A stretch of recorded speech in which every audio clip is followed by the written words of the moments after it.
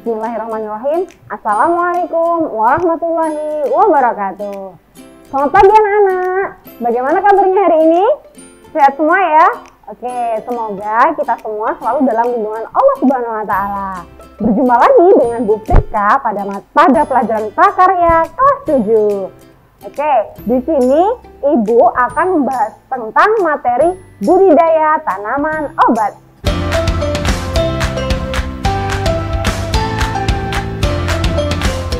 Nah, pada semester 1 kemarin kita kan sudah membahas tentang budidaya, tapi budidaya sayuran.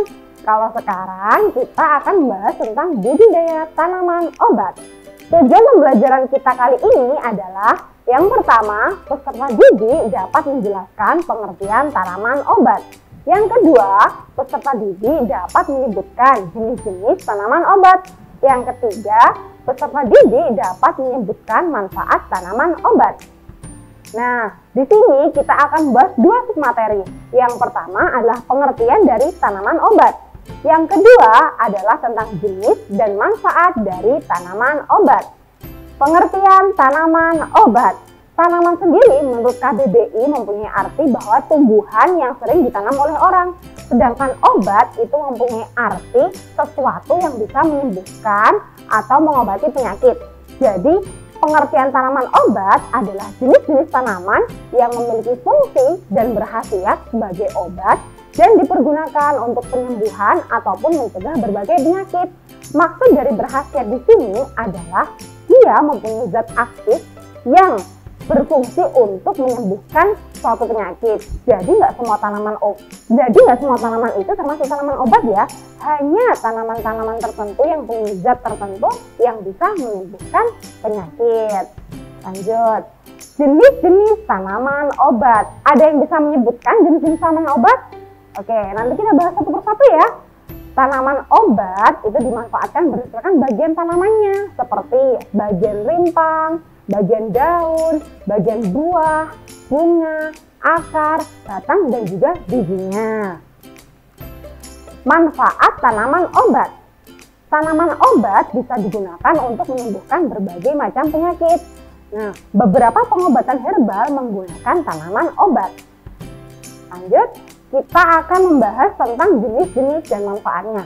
Jenis tanaman obat yang pertama adalah rimpang. Rimpang adalah akar batang yang berada di bawah tanah. Biasanya rimpang ini bentuknya kayak beruas-ruas. Ada yang tahu contoh rimpang apa? Oke, kita lanjut ya.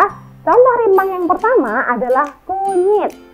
Gambarnya seperti ini. Kalian tentu sudah tahu ya kayak apa kunyit.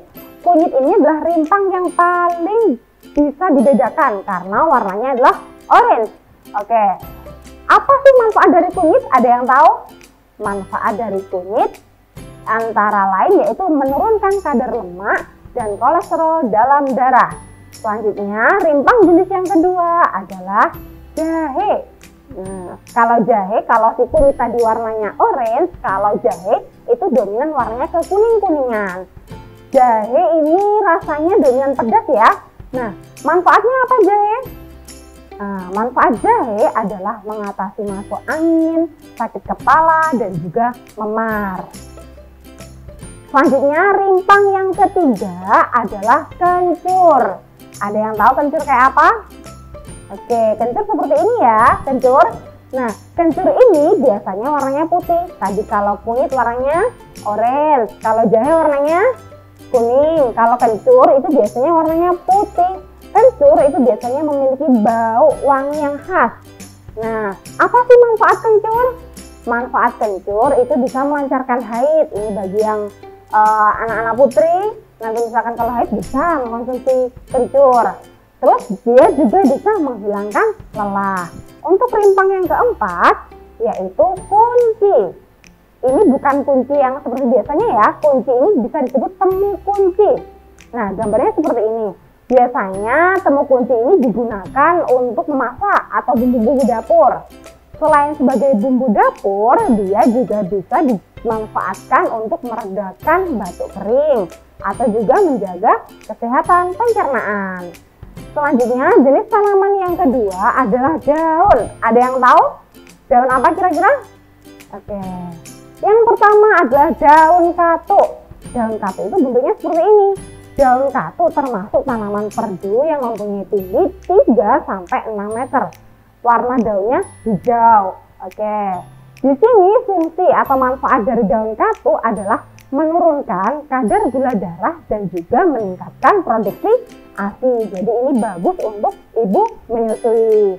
Lanjut ke daun yang kedua, yaitu daun binahong. Ada yang pernah tahu binahong itu kayak apa? Oke. Binahong itu gambarnya seperti ini.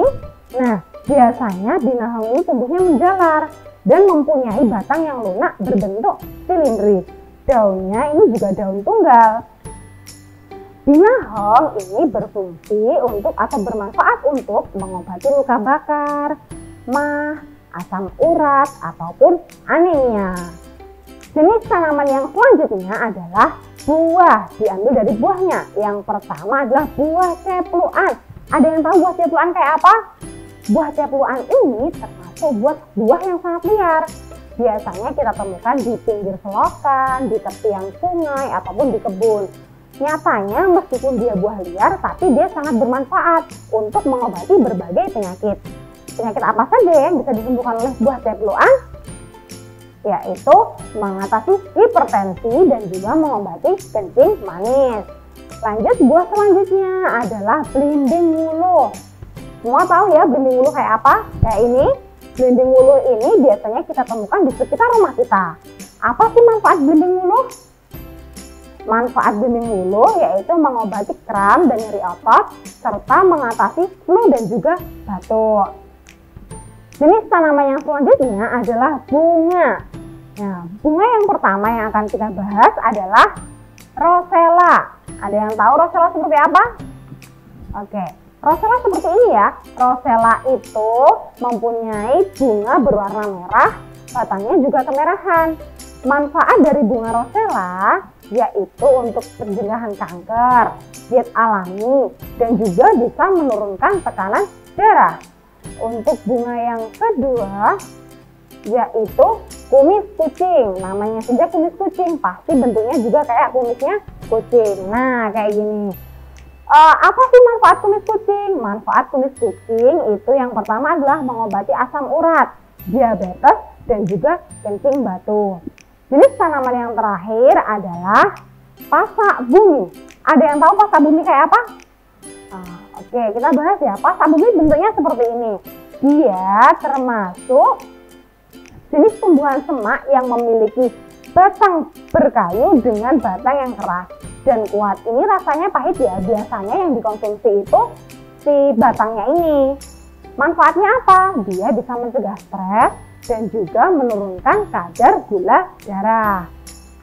Selanjutnya, nah ini salah satu contoh olahan tanaman obat. Ini tadi apa? Wedang jahe. Ini yang paling simpel yang bisa dibuat. Nah, bahannya sudah ada di situ. Ada jahe, ada gula merah, ada air panas. Nah, cara membuatnya gimana? Yang pertama pasti harus dikupas dulu jahenya sampai bersih.